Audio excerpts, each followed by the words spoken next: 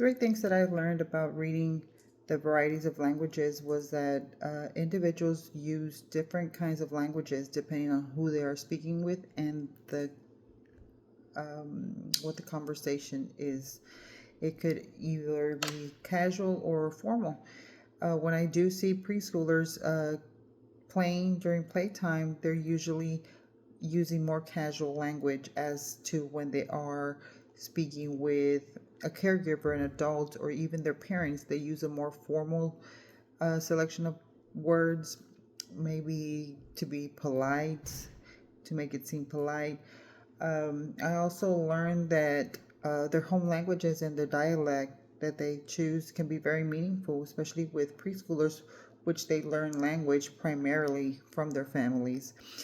Um, and that can differ depending on the culture and how they are spoken to while at home.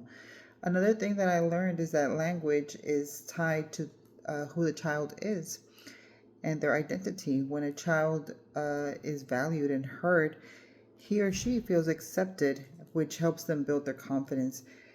Um, as an educator, what I can do is I can model appropriate language and value the child's home language.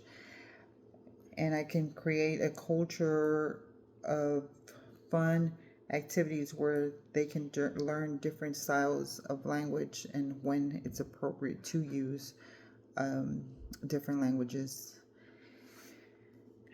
As to the three things I learned from uh, the reading the first language acquisition theories was that children naturally develop their language skills from everyday interactions, from interacting with their peers, with their classmates, with their families, with the community itself. Toddlers listen to others talk and they observe conversations, so they're listening to people converse, they are watching people have interactions, talking.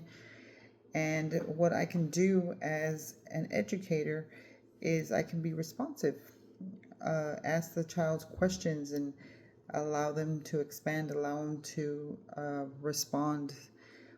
And the other thing that stood out with this was that it is normal for a child to make mistakes. It's part of the learning process. As preschoolers, they might know what they were trying to say, but it doesn't really come out the way it should be said.